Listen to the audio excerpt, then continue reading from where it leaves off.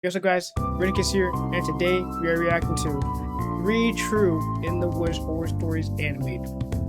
Now, I didn't see nothing that said I couldn't react to this, you know.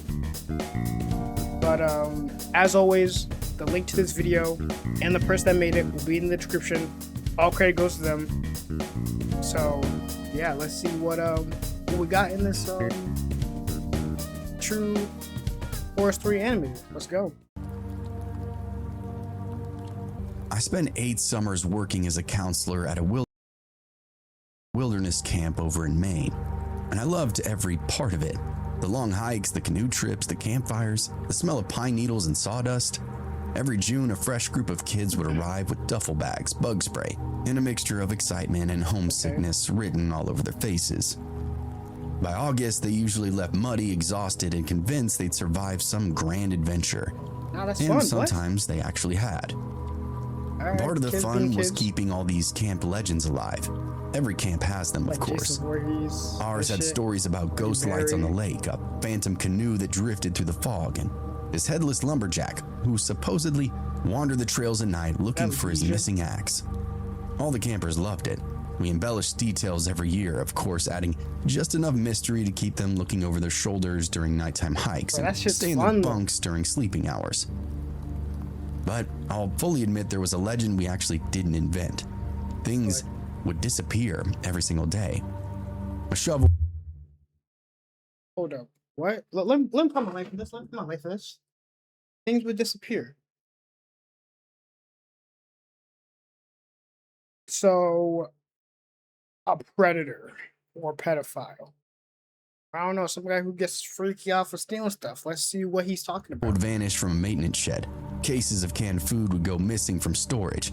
Batteries, tarps, lanterns, boots, fishing gear, rope, cookware. Every season, something would vanish and walk away. It's a homeless dude, bro. Sometimes the missing items would reappear months later in these strange places. Most times, though, they were just simply gone forever. The camp had dealt with it for decades now, and nobody could explain it at all. The maintenance staff would blame raccoons for some of it. The counselors would blame each other. What raccoon would take a shovel? Let me know. Let me know what you're talking about. Over the hedge. The old camp directors would laugh and say the property had a ghost that just liked stealing stuff. Yeah. After enough summers, and even the skeptics started half believing it. Wait. So you're telling me a shovel got missing, food, batteries, a tarp, a tent, rope, or whatever, and it appears again at random? Dog, if y'all don't get security cameras then y'all deserve to die or get kidnapped. I'm just saying. I certainly did. My story takes place during the early 2000s. I don't remember the exact year, only that it was sometime after midnight. Most of the campers were asleep. Look how the counselors had finally wrapped up nightly duties, and I was in my cabin trying to unsuccessfully fall asleep. Anyone who's worked at a summer camp knows the feeling I'm talking about. It's enough to make you feel anxious because you know that morning call is coming, and you have to be up and at it before the kids. Yeah. So if you don't get sleep, you're going to be miserable. Exactly. All I could imagine was chasing kids the next day. You're going to be angry at these kids like, yo, Jennifer, get the hell over here. I'm not playing with you, Jennifer. You want to end up like that missing kid in the river? Jason? Yeah. You better get here now. And it was gnawing me up. Eventually, I gave up and decided to go for a walk to the outhouse. This camp sat deep in the Maine wilderness. Once the generator shut down and darkness swallowed up everything, there were no nearby roads, no neighboring houses, no distant city glow, just a forest. I grabbed my flashlight and stepped outside. There were some bugs making noise around me, the distant creak of trees moving in the wind, water lapping gently against the shore. Then I heard this metal clink together. I stopped. That sound had come from somewhere near the maintenance shed. At first I assumed one of the— If you black, you doing one of these, you doing one of these, like, if you black, you know what I'm talking about. Like, you dead ass be doing one of these. Like, you trying to look for the problem before the problem finds you. Like, no racial, no racial.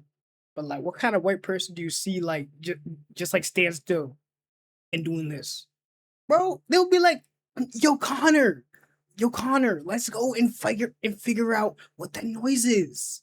It'll be fun, Connor. Let's go. Hell nah. If you black, you gotta stand still and look. You finna look. You finna listen for that. If you hear one more sound, we gone. We out of there. We gone. We're not investigators. We're not investigators, bruh. That's why they killed the black people first. Because we out of there in like this. Every horror movie villain is like, catch that black nigga first. He ain't living. I'm just speaking facts. I'm not trying to be racist. I love my white people, bro. I love y'all, but some of y'all racist too. I'm not even gonna hold you. Staff members was moving equipment around or something. Maybe somebody else couldn't sleep either, but then I remember the time. Nobody should be out here right now. I continued to listen, more clinking, some rustling. The number's scared the to more turn ear to I daylight? gave it, the more it sounded like an animal scurrying inside one of the storage buildings. I switched off my flashlight because unless this guy broke in. I'm just saying, why would you leave it open if niggas just easily access this shit and kill y'all? Felt like the right thing to do. The moon was providing me just enough light for me to make out the shapes as I slowly moved toward the shed. Looking back now, I don't know why I approached.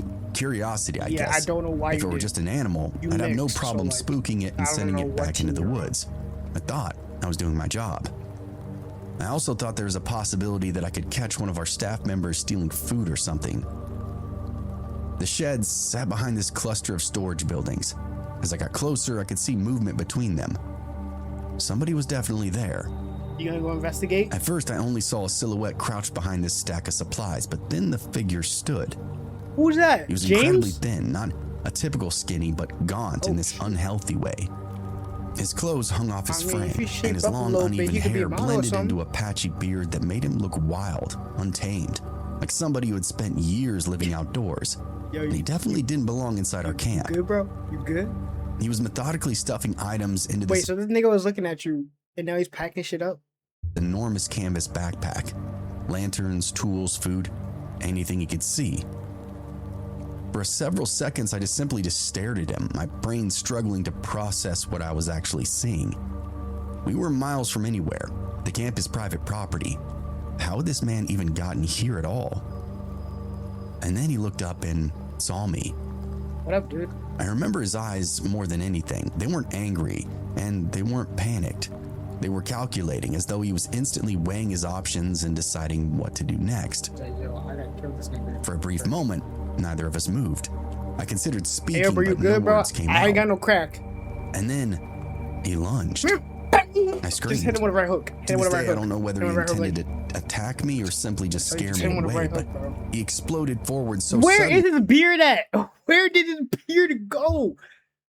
Did you shave real quick? To get a quick flick in the camera? Bro, he shaved to get a quick flick in the camera real quick. I don't blame you, bro. Get your screen time. Get your screen time, you know? Like, you gotta look good. I look good too.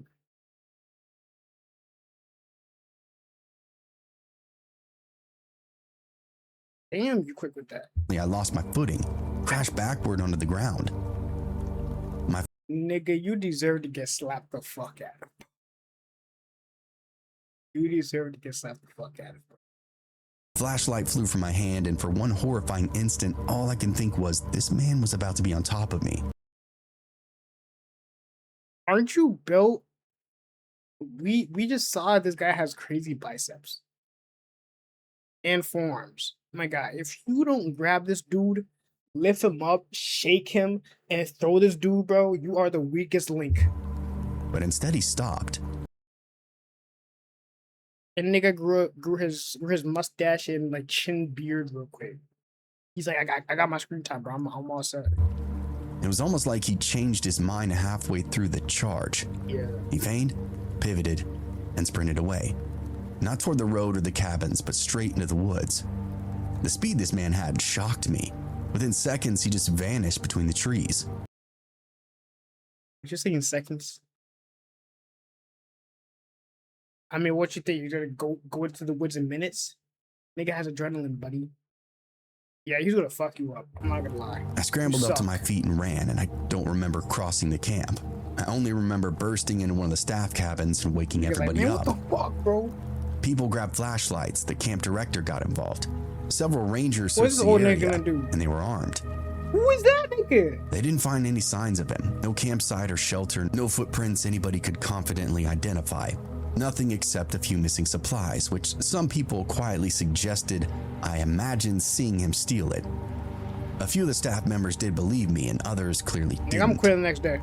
I'm quitting. The official explanation became that I encountered some kind of trespasser, maybe a hunter passing through the property. All right, bet. Life moved on. The missing supplies continued, though. Every season, something would vanish. No, actually, every season, here's my 1 second. I'm stories out. kept circulating. Eventually, I left camp and moved on to another career. That encounter became one of those strange memories that resurfaced every few years before fading away again. Usually brought up by somebody wanting to hear the story themselves. Get some eye drops. Sure. Then, fast forward to 2013. I'm watching the news when a story appeared about a man arrested in Maine. A hermit and burglar who allegedly spent decades living alone in the woods while stealing supplies from camps, cabins, and several homes. His photograph then appeared, and every hair on my arm stood up. That thin face, the beard, the eyes. I knew him instantly. The man in the mugshot was Christopher Thomas Knight. Authorities later said he survived in the wilderness for years. This is true. I'm gonna search up this name real quick. This is the nigga? Is true? This is the nigga? Did he actually do this shit? Okay, it's true. If y'all, but that nigga isn't even light skinned. This nigga is white. This nigga is white. This nigga is white, bro. Why are we trying to lie? Look, Christopher Thomas Knight. Why are they trying to lie, bro? This nigga is white. This nigga's white. I mean, hey, man. At least I caught him. By quietly sneaking into camps and cabins to steal whatever he needed. Food, batteries, tools, propane, equipment. Thousands of thefts. Decades of disappearing supplies. The ghost camp had been real. Not a spirit, not a legend. Just a flesh and blood man moving silently through the darkness while hundreds, maybe thousands of people slept nearby. One night, our eyes met out there in the dark, and for a few terrifying seconds, I was convinced that man was going to kill me.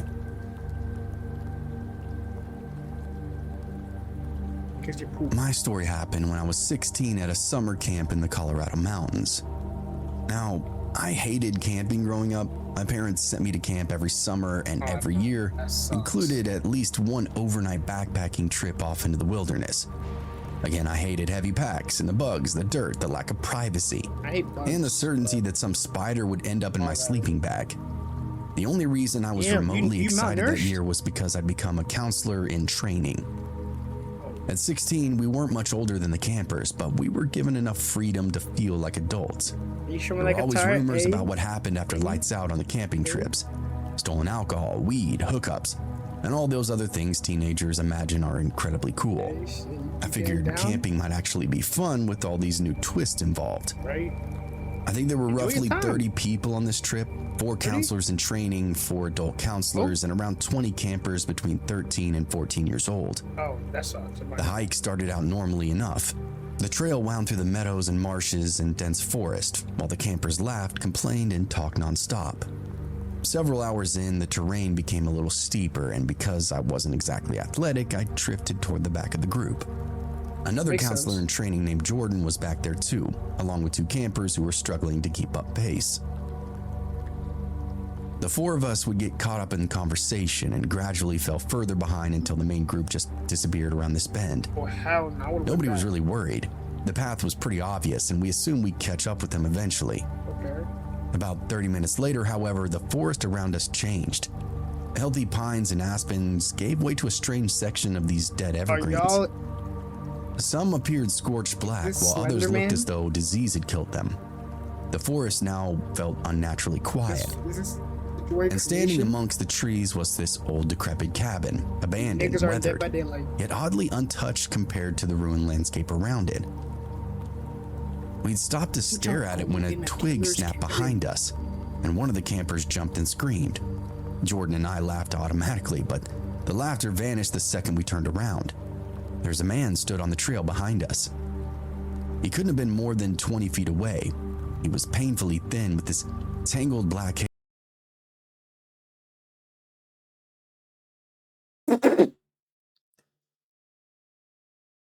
Is that Tarzan? Is that Tarzan? I'm not gonna lie. Nigga looks like a threat. That nigga's a threat. Why are you standing, bro? This nigga's a threat, bro. He has nothing to lose, bro. Hair, a long beard, and filthy clothes that looked like they hadn't been washed in years. Got that He shit carried on. no backpack, no water bottle, that shit no on, hiking though. gear of any kind. Most unsettling of all, none of us had even heard him approach. We had no idea. Nigga. This is Dead by Daylight. This nigga has fucking what's that shit called? Auralus? What's it called? Fucking Right. It's undetectable. Nigga has undetectable. Hey, y'all are cooked. Y'all are cooked. Nigga has aura reading perks. They added this nigga to Dead by Daylight, and you're at the Killer Shack. He's gonna put you on the basement. GG's, bro. Yeah, how long he'd been following us or standing there watching us either. Trying to remain casual, Jordan gives him this small wave, then told the rest of us that we should catch up to the group. As we turned to leave, the man muttered something and Jordan stopped and asked, Why would you wave? Yo, guys, let's go. Let's make it obvious that we're leaving this crazy ass old dude and turn our backs. I'm not turning my back for shit. I'm doing one of these. I'm doing one of these while walking back. Probably red light, green light. And bro, if you don't pack a knife, him to repeat himself. Going camping? bitch. The man asked. Jordan nodded. Nah, nigga. Yeah. The man then flashed this Still really a creepy bitch, smile. Let me come with you. Better be careful. That's all he said. We thanked him awkwardly and Man, if you don't be careful, my fist going up your ass. immediately increased our pace. When I glanced back, he wasn't following. He was just simply standing in the middle of the trail, staring as we now disappeared around the bend. Bro, it's 4v1. Eventually, we caught up to the rest of the group and told the counselors about what had happened. They didn't seem to be too concerned. They assumed the man lived in that cabin or was probably curious why 30 kids were hiking through the area. Let's jump that nigga, bro. Rationally, in the moment, that explanation made sense. Emotionally, though, it didn't help at all. The encounter sat in the back of my mind for the rest of that day. By the time we finally reached camp, I had mostly relaxed. The site sat beside a river surrounded by dense forest. Dinner was cooking, tents were pitched, and eventually the younger campers went to bed. That's when the counselors in training decided to finally have a little fun. Jordan and another boy had managed to sneak out a couple of Mike's Hard Lemonades. I had brought a joint. To avoid getting caught, the four of us slipped away from camp and sat near a river where we is not cleaned drinking dishes while earlier. there's a killer on the loose. We smoked, shared the We is drinks, not and smoking. told I'm trying to increasingly have all my ridiculous senses ghost at the stories. max. The entire Capacity. time, though, I couldn't shake that thought of the man from the trail earlier. Nigga, get this nigga a joint. Jordan seemed to take notice that I was nervous Let him chill out for a handed bit. me his blue hoodie. One of the other girls suggested we swap sleeping arrangements so Jordan and I could share a tent. Nobody objected. Eventually, we headed back to camp. As we approached the tents, we heard these footsteps crunching through the pine needles, somewhere deep in the darkness near the campers' tents. The sound stopped abruptly, leaving the forest back in silence again. We sat and listened for a minute before deciding it was probably just somebody getting up to use the bathroom. Nigga, if I Still, didn't we see all- no movement out of a fucking tent, I'm standing like this one of these. I'm being like, nigga, that's my first instinct. If I hear some shit, I freeze and I look around my fucking surroundings. I am not going to fucking die. You hear me? I'm looking out for this nigga. This nigga pulls up with a fucking, I don't know, a man of war? Nigga, adios kids, adios counselors. Like, who do you think I am? You think I'm just Craven or some shit? I could go through the trees and assassinate this man? Retreated to our Fuck that. tents, calling it a night.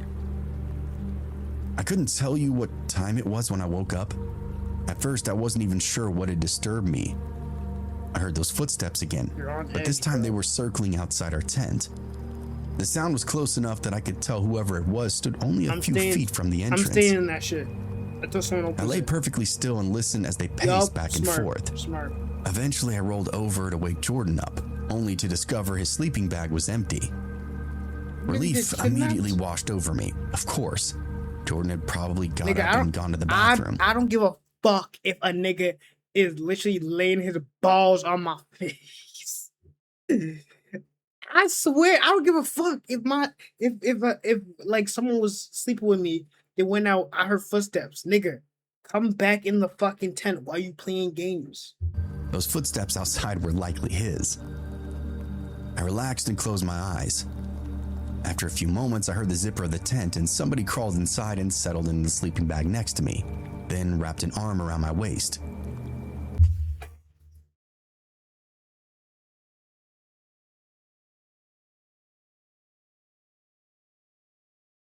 This nigga going to get raped. My nigga. This nigga put his hand around your wrist in the sleeping bag and you just okay with it? Nigga, if you, like, are you gay? I mean, shoot, you could be gay, whatever. But, like, my God, this nigga is sexually assaulting you, bro. Like, you're not gonna wake up for that shit? You're gonna be sleeping like, Jordan, get off me. Oh my gosh, Jordan, you're so funny. Oh my gosh, like, your hands are so, like sticky and disgusting and smelly. Oh my gosh, Jordan, stop playing. Like, bro. Like, now I'm tearing up because, like, bro, what is this? Jordan, would Jordan do this? Is he your homeboy? Like, homeboys, they do some such shit like this? I mean, let's see what happens next, bro. Like, you gonna let him do this to you? I'm gonna stay right back here. Assuming it was Jordan, I barely thought about it.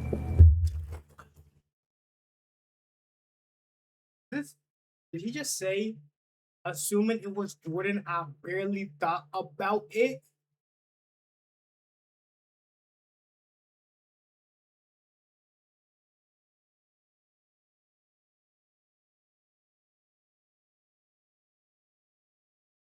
Bro, bunch of crying, bro.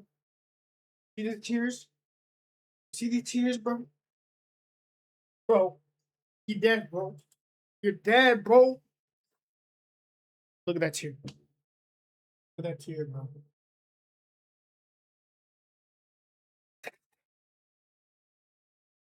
Bro, I don't know how you can get out of this one, bro. I don't know. I don't know. I was already drifting back to sleep when I realized that I now needed to pee. I muttered something about going to the bathroom and started unzipping my sleeping bag. The person shifted beside me slightly and pulled the hood of his sweatshirt further over his head and lay still. I quietly exited the tent and headed back toward the designated bathroom area. I had just finished when I heard rustling coming back from the camp. Not footsteps, more like rummaging, like somebody digging through backpacks. Trying to hurry up, I lost my balance and grabbed a branch for support. The branch snapped loudly and the rustling immediately stopped. I looked toward camp. A figure was now moving in my direction. Before I could react, a flashlight beam exploded in my face. My heart felt ready to burst from my chest, and then I heard Jordan's voice. "Hey, sorry, it's me." I nearly collapsed with relief, and then he asked me a question. "Hey, have you seen my blue hoodie?" I stared at him. "What?" hoodie, I can't find it. Oh, did you just put your hand around my waist? You were just wearing it. Jordan looked at me genuinely confused. I didn't even touch your waist, boy. You talking shit on me? Just a second ago when you came back into the tent. You touched my butt. The expression on his face changed. It's like, oh, I Wait, didn't even touch what are you talking about? I felt my stomach drop. Jordan explained that he realized his hoodie was missing after we returned from the river. He'd spent the last 45 minutes searching for it, first near the riverbank and then around the camp. He hadn't been in the tents at all. The blood drained from my face. Yep. The person who had crawled into my tent zipped it shut behind them and then wrapped an arm around me and laid beside me in the darkness. It was not Jordan. It touched your butt. I somehow explained what had happened, though the words came out tangled and breathless. Jordan clearly didn't believe me, but he followed me back toward our tent anyway. We approached from the side as quietly as we could, neither of us willing to get close enough to look inside. When we were a few feet away, Jordan raised up his flashlight and pressed the beam against the nylon wall. Come here, bro. Only the I can light do that. illuminated a perfectly clear silhouette lying inside. Broad shoulders, a man's head, completely motionless. Yeah, that nigga's built. For a second, nobody moved. Then Jordan let out a scream that echoed through the entire campground. What followed was pure chaos. We sprinted across camp, tearing open counselor tents and yelling over each other about a stranger sleeping in ours. At first, the adults were confused, half asleep, but the panic in our voices convinced them that something was indeed very wrong. Flashlights appeared, radios popped to life, campers started waking up. Several counselors rushed toward our tent while others grabbed the kids together. By the time they reached it, however, the man was of course gone. The tent flap hung open and our belongings were scattered everywhere. Sleeping bags had been tossed aside, backpacks dumped out. Gear littered the ground as if somebody had rifled through everything before fleeing into the darkness. That nigga won't touch my shit, I promise you. Nobody knew where he'd gone or how long he'd been watching us before even entering the camp. Police were called immediately. The counselors spent the remainder of the night patrolling the perimeter while campers sat awake, whispering amongst themselves. Every sound from the woods would make people jump. Nobody seemed to get any sleep. The fear was contagious. Even the adults looked shaken, and that part terrified me. We were really out here on our own. If the counselors were scared, then whatever had happened was every bit as serious as it felt. Dawn finally arrived several miserable hours later. Additional staff members came up from base camp carrying rifles and shotguns to escort us back down the mountain. Yup, exactly. While police searched the area. About halfway through the hike, one of the campers spotted something tied up around a tree beside the trail. It was Jordan's blue hoodie. Somebody had carefully knotted it around a trunk at eye level, almost like a marker left specifically for us to find. Nobody touched it. Jordan didn't want it back, and none of us wanted to get close enough to untie it. Light that shit up. We simply kept walking, leaving it hanging there in the woods.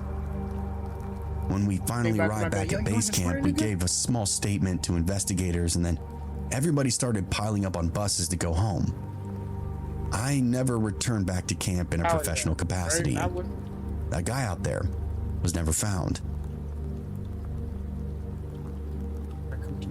I woke up to my daughter's voice. It wasn't a dream nor a half-asleep delusion. She was close and very distraught. "Mom, I need you to come up here, right now." My eyes snapped open. The room was dark. My heart was already racing. For a very few confused seconds, I forgot she wasn't home. Then reality caught up with me. My daughter was 13 years old and had left that morning for a school camping trip nearly 2 hours away. There was no possible way I could have heard her voice. I checked my phone and it's 3:39 a.m. I sat there staring at the screen while a knot formed in my stomach. Parents tend to worry. It comes with the job, but this felt different somehow. Her voice was still ringing in my head. It sounded urgent, like she genuinely needed me. I tried telling myself it was stress or some random sleep hallucination, but I couldn't shake it. I actually grabbed my phone and called her. It didn't go through. Of course it didn't. The camp collected the kids' phones at night so they'd actually get to sleep. It was in a big pile with the rest of them, so I think they set them to airplane mode. I lay awake afterward with that awful feeling that something was very wrong. Where's your husband at? I almost called the camp office Family the next Guy? morning Hey, shoot, that's a calm ass reference. I fuck with it. just to make sure she was okay, but I knew how ridiculous it would You have sound. 4 pictures of Instead, I things. waited it out. If something was wrong, my line would start ringing. A few days later, the trip would end and she came home perfectly fine. No injuries, no emergencies, no dramatic Are stories. you sure you're my daughter? Just the You're not a usual demon 13-year-old excitement that got about sent back friends, to camp? cabin gossip, and apparently a boy that she liked. Eventually, I just forgot about the whole strange experience. It turned out to be nothing, and so nothing it shall be. A few nights later, we were talking before bed, and the conversation drifted toward camp. She was telling me about a friend drama when she just suddenly stops out of nowhere. Oh, what is it? That reminds me, something really scary happened that first night. What? Immediately, my stomach tightened up. What? I'd been subconsciously waiting for this, and I leaned forward, listening. She explained that she and another girl were sleeping in the same cabin. Both were on the top bunks near a window That's a facing girl? the woods. Sometime during the night, her friend Is woke that her a up girl? whispering, At the "What bottom is bunk? that?" At first, she assumed it was an animal, and then she looked out the window. It was really tall, she told me. What do you mean, how tall? Way taller than a person should be. She had tears in her Slenderman? eyes as she said this to me, and according to her, a massive figure was standing near the tree line.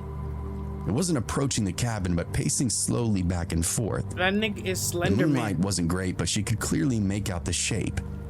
It was unnaturally tall, with arms that seemed far too That long. looks like fucking Its eyes appeared Garden of reflective, Bandman with eyes. almost glowing. She said that it stopped the pacing and began silently panting, chest rising and falling, deep, wet gusts from its throat. It turned toward the girl's cabin and then stared at it. Do y'all My got daughter's friend windows? immediately started crying and Hey, bro. A one situation, get the blinds, close them, or just shut them. Like I don't got shit for that. If you ain't coming in the cabin, if you ain't coming closer to the cabin, like what the fuck you outside for? Like, bro, stop wasting my time. Like if you gonna try to kill me, come and kill me. If you're gonna haunt me, come and haunt me. Like I'm not gonna watch you just fucking like tease me, just fucking like mock me like that, man. Like bro, man, close the fucking blinds. I don't got time for your shit. refused to look outside again, but my daughter kept watching. If you ain't about it, you ain't about it. For Like several pull more up, seconds, pull the up. figure remained perfectly still. Then it stepped backward into the trees and Man, disappeared. get the hell. I took a Pull breath, the blind. finally petrified by what she was saying to me, but she continued. I would told A my few- daughter, yo, they a bitch. They ain't do shit. Like they're not gonna do shit. Like they're gonna back up. A few minutes later, I hear this scratching sound. Scratching? Yeah, on the cabin door. My hairs on my arm stood up. She said it sounded like fingernails dragging across the wood. She lay there crying quietly in bed because she was convinced whatever she's seen at the tree line had now I'm being like, pull up, pull up, pull up.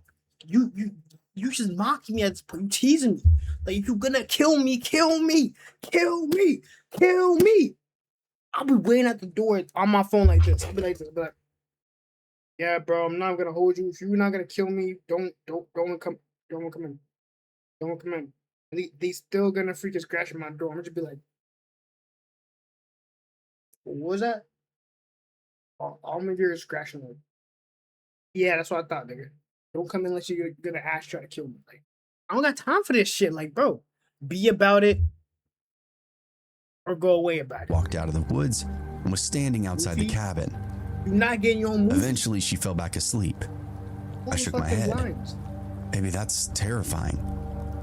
Then Man, a man, random no. thought occurred to me. Do you remember what time this happened at? My daughter got this weird look in her eye. Apparently, when her friend woke her up, they checked the time on her friend's phone because she had hidden it during the collection phase. It was 3:28. The second she said that, I froze. There's no way. I stood up and grabbed my phone. What are you doing? Hold on. I opened up my call history and scrolled back to March 25th, and there it was. An outgoing call to my daughter at exactly 3:39 a.m. 11 minutes later, around the time that she said that she'd been crying in bed after hearing that scratching. For a while, neither of us said anything. I had actual dead-to-right proof in my hand of something seriously weird. Now, of course, maybe this is all a coincidence, and I guess it probably is. Dreams happen every day, so does deja vu. People wake up in the middle of the night, kids imagine things out there in the woods. I know Is that your all husband that, or something? but I also know Is your exactly husband haunting your what I daughter? heard.